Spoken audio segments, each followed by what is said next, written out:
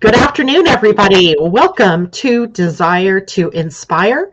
I'm one of your hosts, Janet Hickox. And depending on how your screen looks, to my right is Heather Grimm. And down to the bottom left is Jennifer Negri.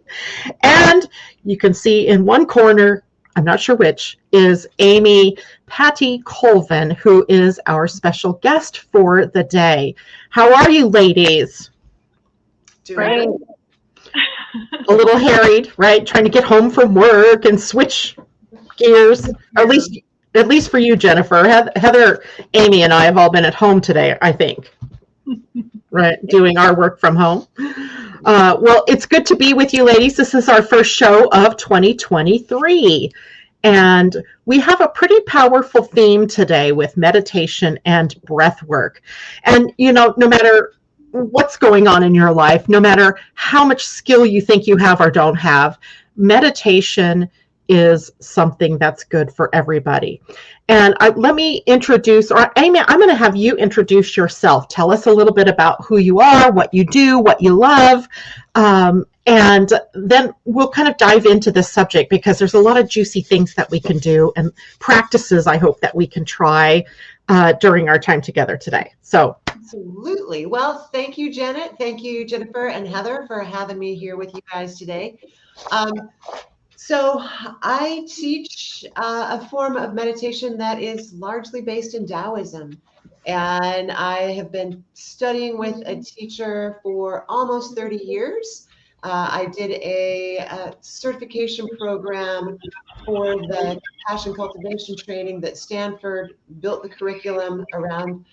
And so I've been teaching since 2011. So having a great time every single day. I tell you, I learn something new and different, or think about things in a new and different way. So one thing I can say about the world of meditation and teaching meditation is it's not static. I mean, that's one of the cool things about being a human being is you get to grow and learn new stuff all the time. And so I think this show about, providing inspiration is just absolutely wonderful because it's something we can all use on any given day, right? On any given day. And, as part of Desire to Inspire, I mean, we want to be able to not only inspire people by what we're saying, but also to have people become inspired by some of the things that they learn. And when we're talking about meditation, I mean, I did a Google search on meditation earlier today. And just because I've not done that before. And I thought, I wonder what I would find if I did that. And oh, wow. When you said, Amy, that there's a lot of different things, a lot of different types of meditation, I was really shocked at how, I'm thinking transcendental meditation, compassionate meditation, because I know that's something that you've talked about, but holy moly, there was so many different types. And I'm sure that our audience is at various levels, right? We might have some people that are, very aware of meditation, and there's probably some people that just, are beginners. So I would love it if you would tell us, Amy, how you define meditation and how does breath work, which was our other subject along with this one, integrate into it? Yeah, that's a great question. So, for you guys and for anybody who's listening, what I can tell you is what I'm sharing today is my perspective. And I think if you talk to anybody who has a robust meditation practice or a robust breathing or breathwork practice, they're all going to tell you something slightly different because each of us has our own path that resonates with us. So first of all, what I would say is if you are a beginning meditator, follow what resonates with you. There are so many ways to do it. I mean, I've got this funny story. So again, when I was in this cohort of about 50 people when I was studying the compassion cultivation training, and one of the members of that cohort is a Zen priest, and he happens to live about half a mile or half an hour from me. And we were sitting around meditating one day, and in the Zen meditation style, stillness is essential. So you're sitting in a particular position and you're still, and their meditations can be very lengthy. And if you have an itch, you just mentally process the itch and you are physically involved with the itch, but you certainly don't scratch the itch. Whereas in Taoist meditation, you know what, if you've got an itch and that's distracting you, scratch. There is something about it. So, and you can see just by the fact that I keep wiggling my hands around, I'm a kinesthetic learner, I'm a kinesthetic person. And that's part of the reason why I love Taoist meditation is it's filled with movement. So after we meditated, you know, my friend was in his stillness and I was in my movement, shifting naturally into various mudras as they arose spontaneously. And at the end, he goes, "You meditate really weird." It's the funniest thing I've ever heard. And it's such a beautiful teaching device because the truth is, sure, it might come across as weird, but it is what's right for me.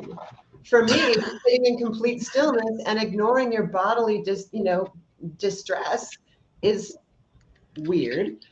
I wouldn't have thought to say to Tim, "Gosh, you're weird," but so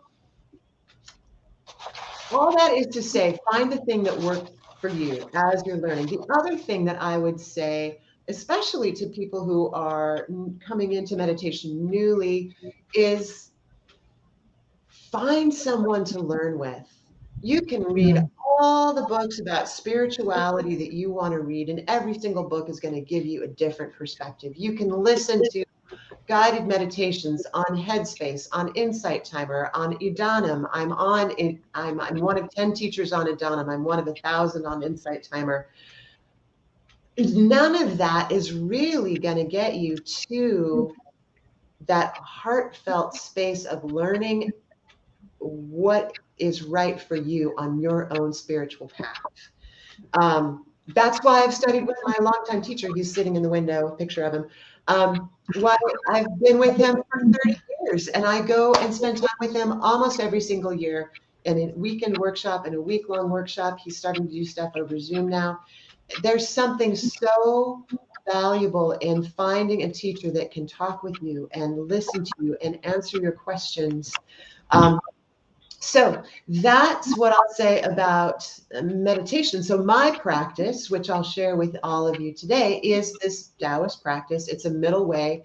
It's filled with movement. It can be still. And then in the midst of all of that is breath, going back to this breath work concept. Again, with breath work, there are so many different ways. I mean, if you happen to Google breath work today, Janet, you would have also Oh, I did. ways to breathe. So what we'll work with today is a couple of different things, maybe based on time. One is just natural breathing. So for natural breathing, you just breathe in and you breathe out. Breathe in, breathe out. I mean, I have not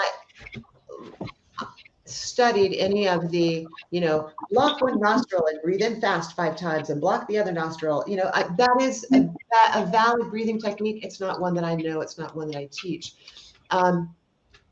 But using the breath as an anchor to awareness can be really profound. And I remember being in massage school years ago, almost 20 years ago now.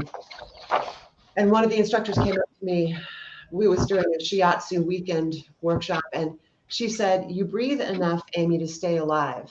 You don't breathe enough to do your body any good." And I had no idea what she was talking about. And essentially, I grew up breathing into my chest, real Up shallow. here, I know that's how I do it. Very shallow. I invite all of us, I'm going to back up. I invite all of us to put one hand on your chest and one hand on your belly.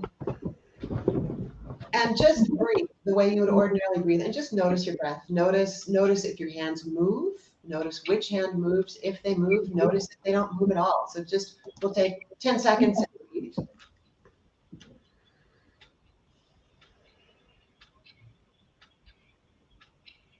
Hey, there's a timer in the background going tick, tick, tick. I don't know where that is. Okay, now what I want you to do is intentionally breathe in through your nose and see if you can imagine tracing that breath coming down through your lungs, but all the way into your belly. So relax your abdomen, and as you breathe in, let that belly expand, drawing your hand forward or pushing your hand forward, inhaling so your hand goes out, and exhale, bringing that hand back in towards the spine on the belly. And that upper hand just moves a little bit as your lungs are expanding and contracting. So breathe in and let that hand expand outward. Nice, deep, full, slow inhalation, and exhale, bringing that hand back in towards the abdomen or towards the spine. So a couple more times, couple nice, more deep breaths. Really see if you can get that lower hand to move. And it's okay if you don't, but we'll try one more.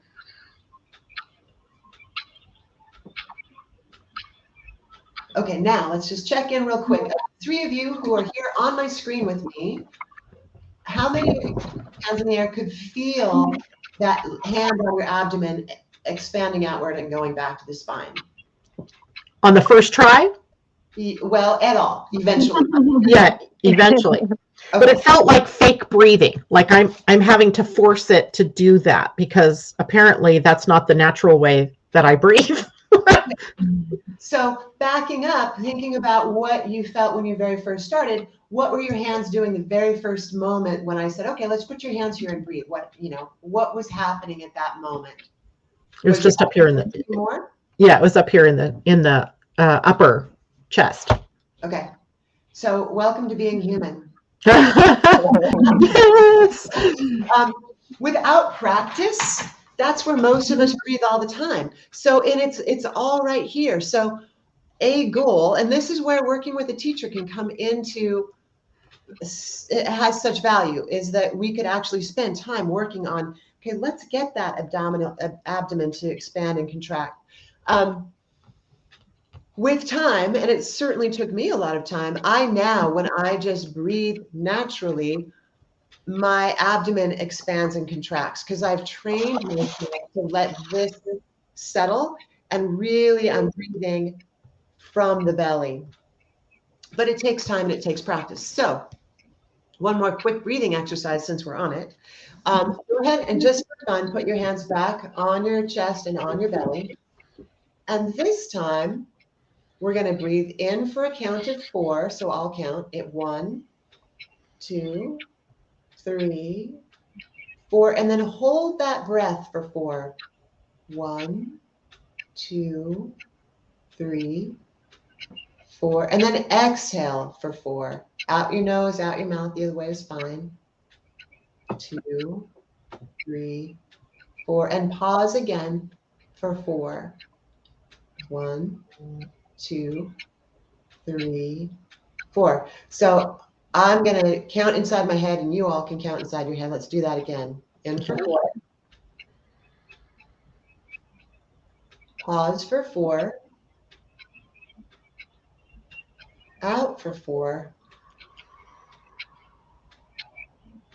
Pause for 4. And one more time. Inhaling for 4. Pause for 4. Exhaling for 4. Pausing for 4. And 2 more cycles. Don't release the count if you want to. Just breathe in fully and deeply. Hold for a little bit. Exhale when you're ready. And hold for a little bit. And one more cycle.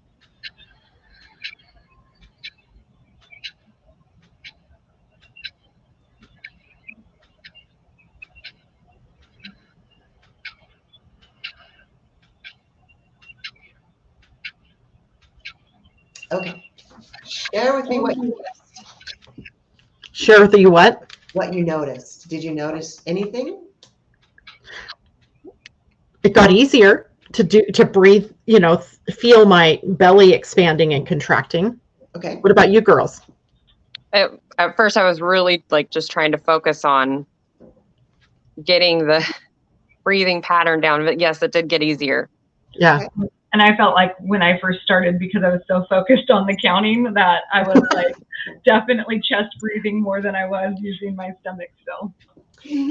Yeah, and it was such a short little period of time that it takes a while to get used to. It's sort of like, okay, everybody, flip the shrimp in the pan, perfect shrimp. It's like, well, not if you are doing it for the first time. But the point of that is that it's a simple exercise that you can practice anywhere, anytime, while you're in the car, while you're in the grocery line, while you're out walking. That slow inhalation in, pausing, and slow inhalation out is a really, really wonderful thing for the body for so many reasons. First of all, it slows you down. So your autonomic nervous system is like that stress response begins to mellow out. It lowers your cortisol levels. It's kind of breathing that is taught in the military. So snipers are taught to breathe that way to slow down their heart rate, slow down their respirations, become more still so that they can really take that clear shot without any sort of wiggling. You'll find that breathing technique being taught in yoga classes. You'll find it being taught in emergency response training. There's so many places where it's useful, and it really does begin to slow down the body. So like, even though I spend a lot of my day sitting at my desk editing books, I will, and even during massage, when I'm doing that or when I'm teaching classes, I will intentionally, when I think about it, breathe in slowly and fully, hold it, let it out, hold it, and keep up with that cycle. Because breathing deeply and fully is just a really great way to oxygenate your system. It also, when you breathe deeply and fully like that, it creates a nice massage for all your internal organs. Yeah, I'm sure they love it because most of us are probably breathing so shallowly most of the time. But I notice too, sometimes when I'm overly focused on breathing, that I get sort of airy in the head, like, what is that, like hyperventilating almost. Yeah, what is that all about? There's a couple things going on there. It could be that you are breathing in more than you're breathing out. So when you do that, make sure you really have big, full exhalations if you start feeling lightheaded. It could be also one of the benefits of breathing deeply and fully is that it affects the chi, the internal energy that's flowing through your body. So if it's something that you're doing that's new, sometimes moving that much chi in the body can be a little bit overwhelming, and you might feel lightheaded. So I would say two things. One is, if you start feeling lightheaded, just go back to natural breathing. Do whatever you need to do that's normal for your body, because you're learning something new. It's like, doing bicep curls, and pretty soon your biceps like, I'm sore and tired. Yeah. And you need to honor that and go, okay, that's enough for today. Learning how to breathe deeply and fully, it's the same way. So don't overdo it, and come back to it again later in the day, come back to it tomorrow, so that you can continue to practice. Because you are, if you have spent your life breathing in your chest and not breathing into your belly, your diaphragm is not strong yet. But it can. The diaphragm, so up here are my lungs, and down here is my abdomen. And the diaphragm's job is, as it expands, it pulls the lungs down and makes more space. And then the diaphragm contracts and pushes the lung back up. So what we're practicing is diaphragmatic breathing. And if our diaphragm isn't used to working, isn't used to exercising, then that's going to, create some distress in the body too. And so the breathing, though, is setting the stage for kind of the meditation to be more successful. Is that That's Accurate? yes. So it's like, okay, where is that connection? Yeah. Why are they connected? Right. How are they connected? Yeah. First of all, a simple way to dive into meditation, whether you're well skilled or brand new, is using the breath as an anchor. It's just a tool. It would be like saying, let's use this mantra as an anchor. The breath is a way of doing that. The breath also has all these side benefits to it, these healthy side benefits, more so than saying a mantra. Now, eventually, once breathing deeply and fully becomes second nature, that process of releasing the cortisol, of reducing the stress hormones that are flowing through your system, allows you to begin to get more into a settled space. So for me, and again, like I said, I'm always learning and growing. A few years back, for me, one of the things that I realized in my body is that as I meditate and as I move into that place of stillness, and I actually just read about this, I read a little quote that I can't say directly, but it was the idea that when we meditate, we are transforming energy. We're moving that energy in the body. And when we meditate and move into that space of stillness, then we're releasing tension in the body. We're releasing that energetic tension. We're releasing muscle tension. And so then as we breathe deeply and fully, as we drop into that space of stillness, we begin to let our body relax more and more and more. And the more we can relax all the unnecessary tension in our body, the more we become more still.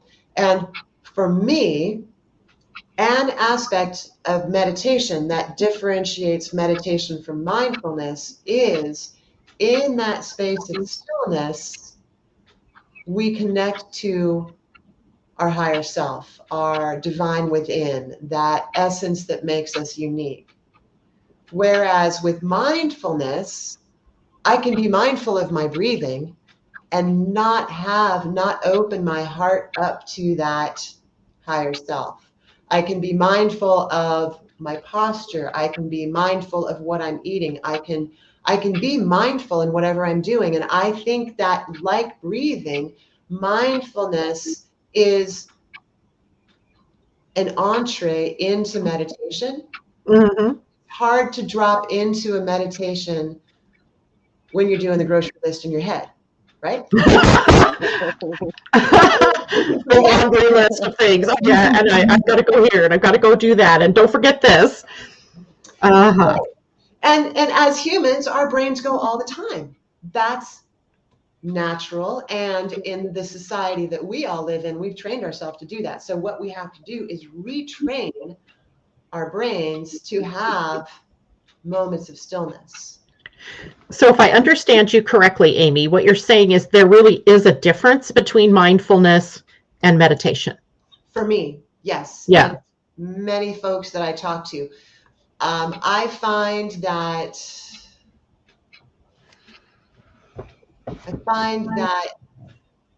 a lot of the guided meditations or guided visualizations out there, to me, are very mindfulness focused. And that's just speaking for myself.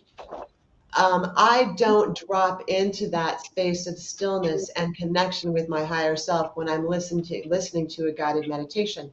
Now, does that mean that I think that they're not worthwhile? Absolutely not. I've spent hours and hours recording guided meditations and guided visualizations for various apps. But for me, as a practitioner, I see that as a form of focus training, as a form of mindfulness, rather than really deeply connecting with spirit. And as a matter of fact, when I was in the program at Stanford, the curriculum developer is a man named Thupten Jinpa, and he's the longtime English translator for the Dalai Lama. So if you've ever seen the Dalai Lama speak, there's this tall, handsome man next to him.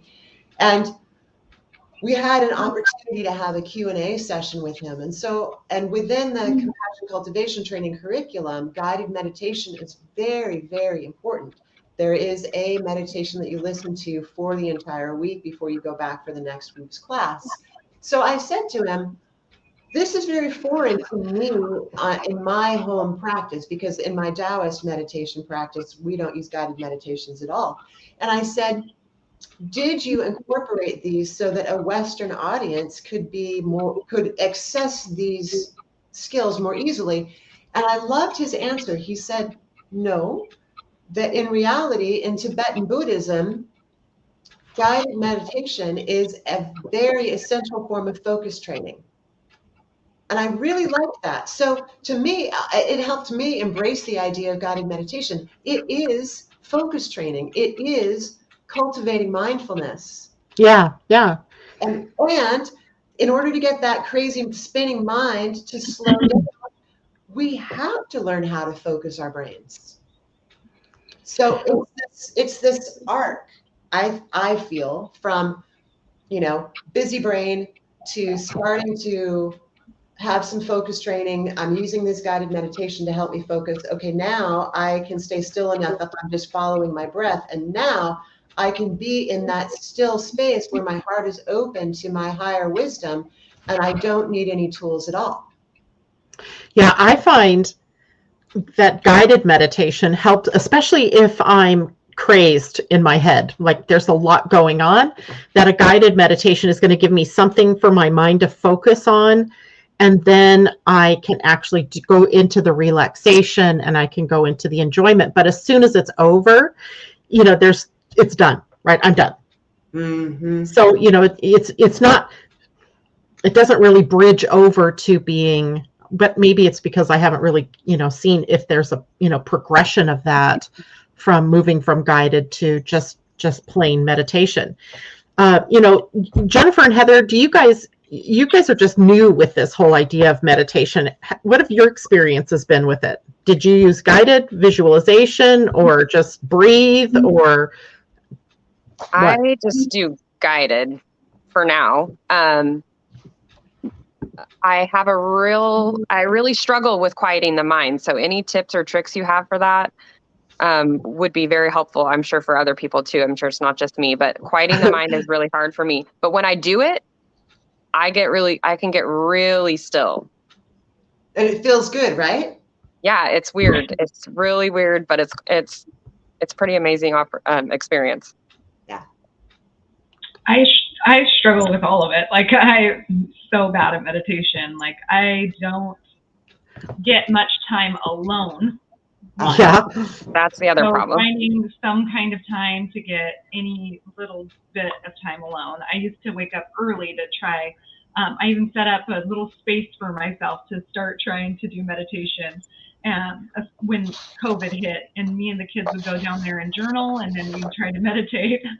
And I was using guided meditation for that at first, or just putting on like soothing sounds so I can just try to quiet my mind out by focusing on the sound of birds or rain or something like that.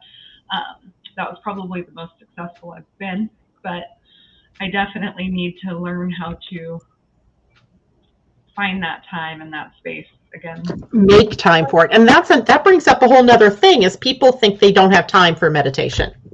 Right. And that's actually a great segue, because I was going to talk about that very thing. First of all, two things that you said,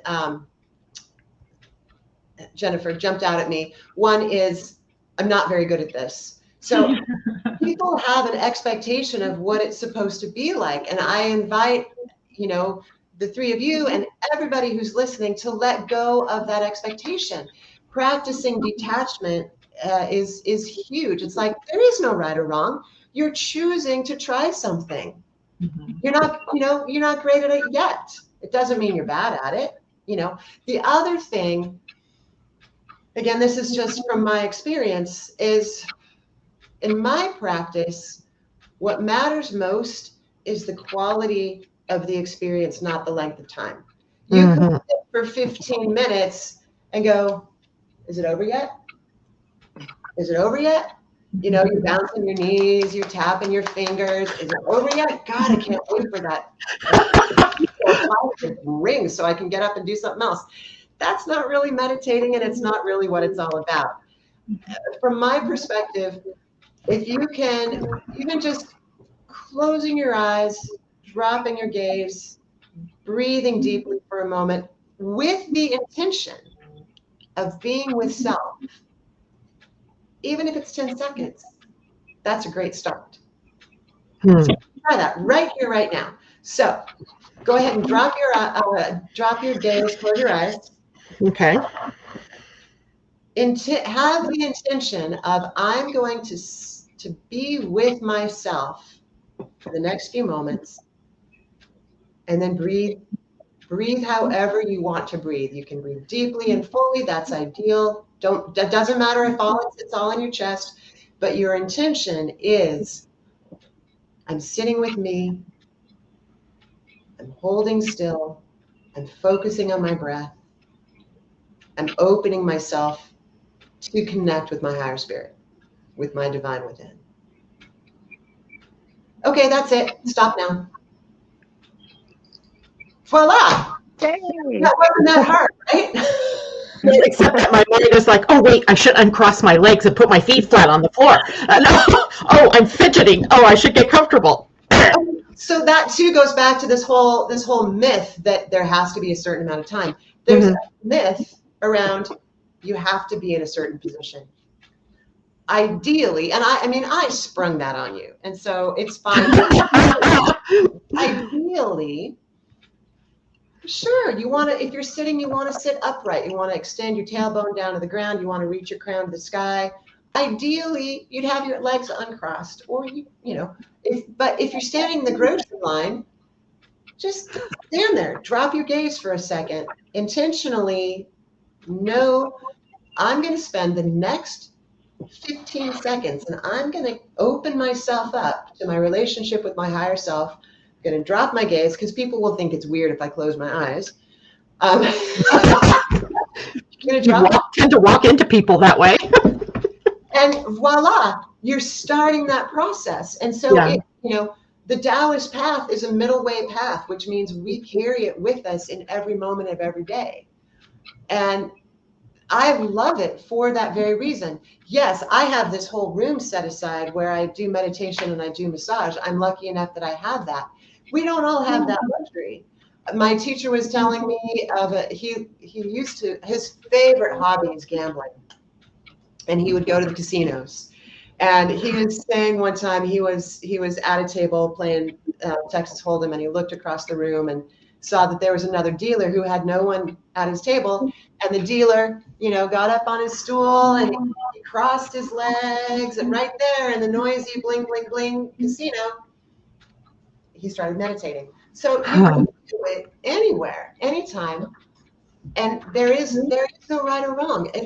I think that a big piece of it is that intention. Why are you doing Right. it?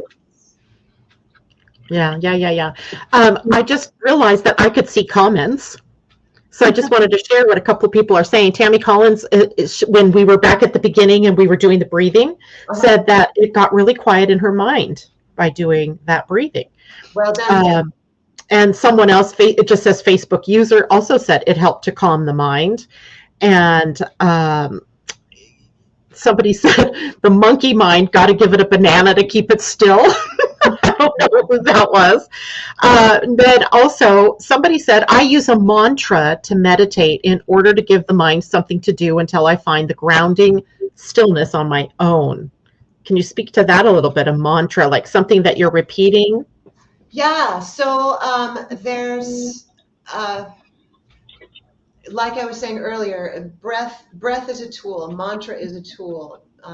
Mudras are tools, and we can talk about mudras in a little bit. But that works really well. And within certain practices, like within transcendental meditation itself, part of their practice is using mantras.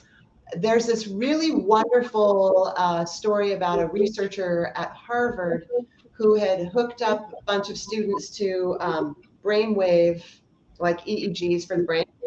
Yep. And he had taught them a little bit about meditation, and he's like, okay, everybody meditate. And he expected to see these nice calm waves coming out, and what he saw was, all this chaos. And he's like, okay, you guys, what's going on? And they're like, well, we don't know what to do with our brains. He's like, okay, let's have you count to 10. And he expected then to see nice calm waves, and again, they were all over the place. He's like, okay, you guys, what's going on? And they said, it's really stressful to count to 10, because it can be. I mean, and as humans, we like to be perfect. And so it's like, oh, shoot, was I on 4? Was I on 3? So he said, okay, here you go. Let's try this. Count to 1 and start over again. Count to 1 and start over again. And he then found that things were still. So one of the things that I think is interesting about that is this idea of counting to 10. It is a way of engaging the intellect still. You're still, whether you're counting to 10, whether you're saying A, B, C, D, whether you're doing the grocery list, all of that takes cognition, all of that takes mental activity. Whereas mantras, it's just a word or a phrase, and it can be used to calm you down. In fact, when I very, very first started meditating, long before I even met my teacher, I was at a class, and he gave us a mantra to use that I still use to this day, 35 years later. And if I remember right, I can tell you what it means, but the phrase is Bhavanam Kevalam. And what my memory of what that means is love is everywhere, everywhere is love. And so if I can't sleep at night, I will just lay there in bed and breathe and say Bhavanam Kevalam, Bhavanam Kevalam. And that's something that works for me. You can come up with your own. You can use that one if you want to. You can count to 1.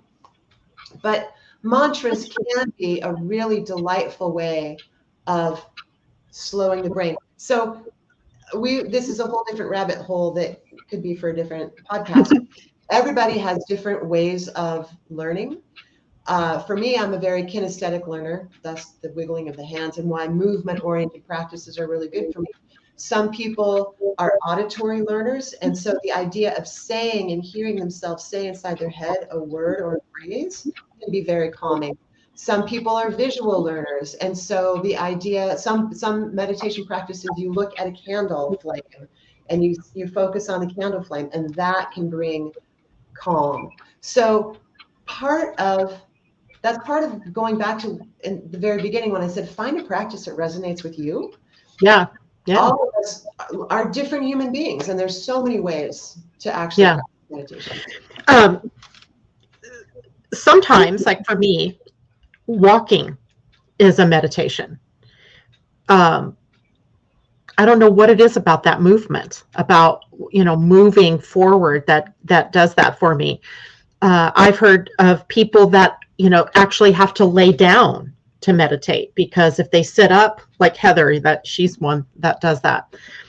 In my human design practice, people who have a defined ajna, and Heather, I bet you have that. It's kind of common knowledge that for them laying down, I would fall asleep. If I lay down, I would fall asleep. But for some people, that laying down is the way. So I think you're right. It is just about find what works for you. Don't get yourself caught up in a box and it has to be this way, and just allow yourself the freedom to find what does work for you. Yep. And so and one last thing, because I know we're starting to run a little bit low on time. I do want to talk briefly about using mudras as a tool. Mudras are a Sanskrit word that represents or that means hand position. So it's just another tool. So let's try. We'll do a couple of different ones, and I'll see feedback and observations. So first one, take your right hand. I know you guys are, there you go, opposite from me. Thumb and index finger together into a circle. Bring the hand over the chest, palm in towards the heart. And again, drop your gaze, close your eyes, and breathe deeply and fully. And just hold that mudra there. And now, in addition to physically holding that mudra and breathing deeply and fully, I'll tell you what the energetic signature of that mudra means. So the thumb and index finger together represents knowledge, and the hand facing in towards the heart represents knowledge of the heart. It's an ability to look at all aspects of the heart, where you're comfortable, where you're uncomfortable. And it's a way of settling and being still and open-hearted with yourself as you explore your knowledge of the heart.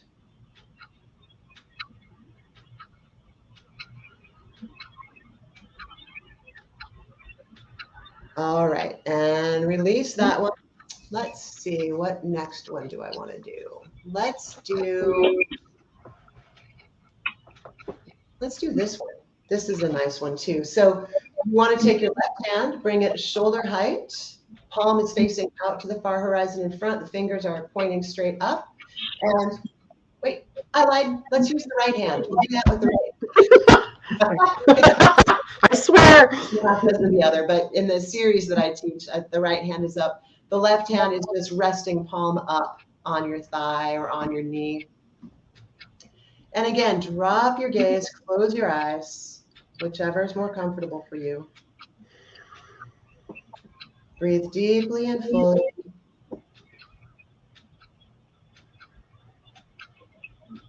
And this mudra represents fearlessness or courage.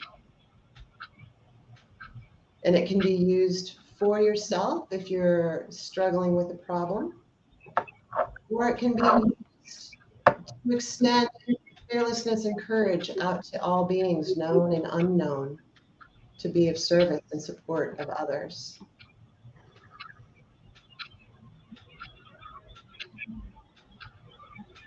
Hold the focus of your awareness on the palms of your hands as you breathe deeply and fully.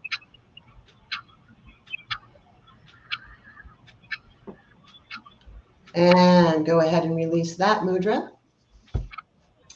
So can you feel a difference at all between this one and this one? And if you could feel a difference, what did you notice? Well, I noticed in this one that energy going back and forth between the hands, but not like this, more like in and out or in and out. Does that make sense? Uh-huh. What were you going to say, Heather? I felt like it was like I felt like the energy was like just like going at it. I don't know, like an angle to my other one on this one. Mm-hmm. Yeah. It's like shooting out. But then with this one, I don't know if anybody else felt this, but I felt like I was like breathing into the hole. Oh. It was definitely more internal, where the other one was more external. Oh, yeah. Yeah, no, that's pretty astute. I can totally see that, because your palm is in, and it is very, and you look, it's knowledge of your heart, which is right there inside your body. Whereas fearlessness and courage, often that does reflect how we show up in the world, more than a sense of, I'm fearless or fearful inside my own body. I mean, we certainly can be at times, but no, that's an interesting observation, that balancing point between the two. Any other questions, or is there anybody out there watching on Facebook that has any observations about these mudras? Somebody said completely agree. So I'm not getting names. I'm just getting Facebook user. But I'm not sure who they agree with, but probably in general. Agreement. That's what matters. Yeah, they're not saying, oh, you guys are full of it. The okay symbol, one felt gentle and internal, and the hand up and the other hand out felt busy and strong. Okay, good. So, yeah. And Tammy said the hand forward, I felt the energy flowing through me. Oh, cool. Just like what you were talking about, Janet. Too. Yeah. So Yeah. that's the really cool thing, is that we are energetic beings, right? And Mhm. all of these mudras have their own unique energy signature. And one of the things I really love to do if I'm teaching a live workshop is I'll have some volunteers sit in front, each holding a different mudra, and then I'll have an individual come up and put their hands over the head, because that energy is rising and it comes up through the crown. And as their hands are over the head of each person, moving down, let's say 3 different people, the experience for the person with their hands over each head is different, because the energetic signature of each mudra is very different. So it's just something, to me, it's just fascinating, because we as Yeah. are not conditioned to look at that energetic signature in ourselves and each other as we move through everyday life, and yet it's there. Yeah. Yeah. So here we are talking about meditation and breath work, but why would we want to do that anyway? I mean, why is that important? I mean, I know because I looked it up and there are pages of health benefits, right? Yeah, so there's a myriad of there's physical health benefits. Mm-hmm. You slow down your heart rate, you slow down your stress levels, you slow down the flow of cortisol through the body. So there's all those mental health or physical health elements. The mental health elements include releasing and letting go of depression, anxiety, um, overstressed minds. For folks Yeah. with ADHD, it's an opportunity to begin to slow down and focus. Especially mudras can be helpful if you are working with, especially somebody with ADHD, because it gives their body something to do while they're in this process. So there's the physical side, there's the mental health side and the emotional side. Then on that spiritual side, the biggest benefit is tapping into that relationship with the divine that is a part of all of us. All of us have this God self, this higher self, whatever you want to call it. We all have within us this spark that connects us to that broader universe. And what I've found in my life as I deepen that connection is that it augments my intuition. It helps me be more easily able to just flow with whatever comes along in my life, in my day. I'm less reactive, I'm more responsive, Yeah. and I know I'm not by myself. I've got this greater universe to call upon, because as I connect to my higher self, I am then in turn connecting with the creator or the universe. So everybody has their own view around spirituality, but Mm-hmm. that has been really delightful for me, to know that I'm not just this individual walking around on the planet struggling through my own problems, but that I also have this well of lifetimes of energy that I can call upon to support me. And there have been, Lynn McTaggart and others, Heart Math Institute, they've done a lot of research into meditation and how a group of people coming together for a common purpose in meditation actually affects things like reduces crime, Mm-hmm. right? There was the one that Lynn McTaggart did several years back. Um, and I want to say it was in Washington, D.C., a group of people, and they were meditating, and they were seeing peace. I think they were meditating on a theme, peace. And like the crime in Washington, D.C. that weekend dropped like, I don't know, 10, 20%. Right. It was weird. So going back to that idea of that energetic signature, we are all energetic beings. And so if we all hang out together and have a common resonant theme, then that just builds all that energy outward. And whether or not people see it, whether or not they believe in it, they are affected by it. I just thought that the implications of that were huge. I think that kind of makes sense because, like, if you think of like big events that have happened, when a community pulled together, we can make so many good things happen. So why would it be any different if we're all meditating and focusing and giving love, you know, Yeah. as Consciously one? doing something. Yeah, like a oneness that we all bring, and whether we're aware of it or not, you know, like whether it's some big event or people meditating together, it's Yeah, you're talking about something like 911 or 9/11. or even Yeah, like or a whole football player guy, like a whole community Yeah. came together just to donate money and give to charity, you know, for this guy yeah. that, you know, they don't know really, but, you know, just they all showed support and love, and, you know, that. And look, he's recovering. I mean, he may have anyway, but you know, Heather, you were telling us that kind of hit that he took is almost always fatal. Right, right. And that's, you know, so that's the other thing is as we deepen our meditation practice, we're doing it first for ourselves. We're working with self-healing. And Mhm. then once we have that platform of self-healing, the more we meditate, the more we can be of service to anybody, anytime. Like And filling your cup first. yes, and then just like, you know, imagine if you and all of your neighbors were perfectly at ease, resilient, in peace, and whenever they sat down and meditated or stood in the grocery line and meditated or whatever, imagine if all of those beings sent out this resonance to say, hey, I'm going to support anybody who needs it. If all of us quietly sat around or stood around and did this mudra, projecting courage and fearlessness to the rest of the world, just think about how amazing things, you know, could be. So Like we could do the same thing and project peace Mhm. to Ukraine and Russia. Mhm.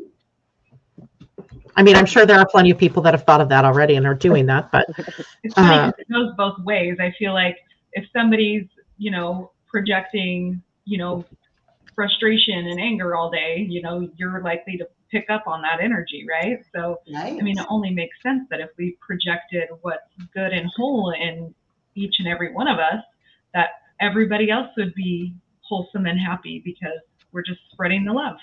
Right, right. And think about it. When you've been around somebody who is consistently cynical or consistently frustrated or consistently angry, it doesn't feel very good to be around that person, right? yeah. In fact, an entire office or an entire business can become affected by, works both ways, by that person's energy. Yeah, Yep. yeah. So Absolutely. it, you know, it's up to each of us in our own way to be as healthy as we can, and physically, mentally, emotionally, spiritually, and meditation, along with that whole arc that gets us there, the mindfulness, the breathing, and, you know, being intentional, all of that just it can only help us be better human beings, and then in turn Yes. help others be better human beings. Okay, and I know, you know, time is getting down here, but I'm always fascinated by Qigong, and I'm not even sure I'm saying that correctly. And I know that's something that you also do. And tell us about that. And then I want you to talk to us because you have a meditation Qigong morning thing going on. So Yeah. first, what is Qigong? Okay, so my definition of Qigong is really basic, and it's three parts. One is being intentional. The second is breathing, and the third is moving. So you are intentionally choosing to be with yourself in this present moment. You are breathing, just like we've been talking about, and you're moving. So one could say actually that even something like a mudra is a form of Qigong. I'm intentionally here, I'm breathing, I'm just moving very slowly, because then I could move into this next mudra. So even something as simple, like often when I'm teaching meditation or teaching meditation to people who are new and they are kinesthetic like I am, a really nice thing to do is just say, inhale, draw your hands up. Exhale, drop your hands down. Inhaling up, exhaling down. That's Qigong. It can be super simple. Now, Qigong, I feel, is this giant umbrella that covers over things like Tai Chi and other various martial arts. Tai Chi to me often has more forms, but Qigong has forms, and I teach various Qigong forms. So, but at its basic essence, being intentionally present in the moment, breathing and moving. So I love it. walking can be a form of Qigong. If you Yeah. are being very intentional about your walk, about your body, about being with self, and you're walking, you're practicing Qigong. It's interesting because some of my most fantastic experiences spiritually happen when I'm walking. And I'm also in that, having set that intention or, decided what I was going to focus on. It just seems to come easily and effortlessly. It's almost magical in that. So, Right. I'm a big proponent of walking and meditating at the same time, especially for people who say, I can't sit still long enough. Absolutely. Plus that bilateral movement of Mhm. the legs, it's a way of integrating the left and right hemispheres. It's the same as putting your hands together into a prayer position. This is a shortcut to tell your brain, okay, left and right hemisphere, we're working together now to create a whole. That bilateral movement of walking or cross-country skiing or anything that's got that bilateral flow, it Yeah. does innately bring those two sides of the brain together. Oh, now, Amy, tell us about how people can get a hold of you and what things that you would like to tell people, that if they wanted to connect with you. Yeah, great. So the easiest thing to do is, I don't know if my name's on the screen, it might not be, but I am Amy Pat T. Colvin, and that's the name of my website. So it's www.amy, A-M-Y, Pat T, P-A-T-T-E-E, Colvin, C-O-L-V-I-N.com. It's on the cute little banner photo that these guys put together. So if you go to the website, you can learn about all kinds of things. So what I've got going right now is, as Janet mentioned, I'm doing a 45-minute Qigong and Taoist meditation class on Mondays. I offer it at 7 in the morning and at 5 in the evening. So I'm not doing it today, but yes, I am. So that is one way to get to know a little bit about what I do. And that's West Coast time. Yes, Pacific time. On January 28th, which is a Saturday, from 10 o'clock to 11:30, I'm doing a free workshop called Unsure to Unstoppable. And it takes a couple of my absolute favorite meditation-oriented techniques and concepts, especially in the realm of compassion meditation. We talk about those. It gives you some nice tidbits. And in that hour and a half, we also do the full 14 movement mudra series that I've put together that helps cultivate compassion. And then additionally, in April, I'm super excited because I'm launching this really comprehensive online course. There's different ways you can access it. It can be completely do it yourself. You sign up, you've got access to all these different modules. It's every learning module has 14 lessons. Each lesson has a photo with a saying. It's got a short video. It's got a question for reflection. It's got information or informal practice to practice throughout the day. So there's all of those things going on. And then there's this whole toolbox of guided visualizations, quick and easy Qigong movements, so on and so forth. So it's called Body, Mind, Intelligence, and that's the do-it-yourself version. There's a middle version where you can do it all yourself, and you have access to the Monday morning Qigong classes, and you'll have access to weekly Q&As, or I'll talk about a topic, and then you can ask questions, whatever you need. And then the third layer is all of that plus 5 private coaching sessions if you want to either learn how to meditate, or if you're working with a particular problem and you want some guidance around how to work with that problem, I can help you with that as well. So that's the best way to meet me. The easiest thing to do is go to amypattcolvin.com. And if you love to travel, I was just going to say, there's one more hat we haven't talked about. so Go ahead. Going to Tanzania in the fall. I'm looking at going to Scotland in 2025. I'm looking at going to Eastern Turkey and Peru in 2024. So you'll find all of that on my website. Yeah. And because, usually on these broadcasts, I can type in and I can put that up on the screen, which I can't do for some reason with the group. But we'll go in after the show and we'll put in Amy's website. And Amy, I have a quick question. Did you say that you were doing the morning and the evening Qigong on YouTube or on your website? Oh, great question. Thank you, Janet. So or on Facebook even? It's through Zoom. So Okay. You can register on my website, and the first month is free. So if you want to have 4 weeks, wait until February to sign up, and you've got all of February free. And then after that, it's $49 a month. Or if you're dying to get going, come join me for the next 2 weeks in January, and then there'll be a bill that comes out in February. But it's on Zoom. Okay. And for that $49, you can come to either the morning or the evening or both, whichever suits you. So Awesome. Amy, thank you so much for being here today. Girls, did you have any last questions for Amy before we go? Nope, she answered all my questions. Thank you, Amy. Yeah, thank you. You're wonderful. yeah, thanks. And we're hearing thank yous from people in the audience as well. And thank you so much, and have a great evening, everybody. All right. Thank you. Bye for now. I appreciate being able to spend this time with you guys. I think that what you're doing here is really important. So, Yes. Thank you. Thank you. All right. Later. Thank you. Bye-bye. Bye. Bye.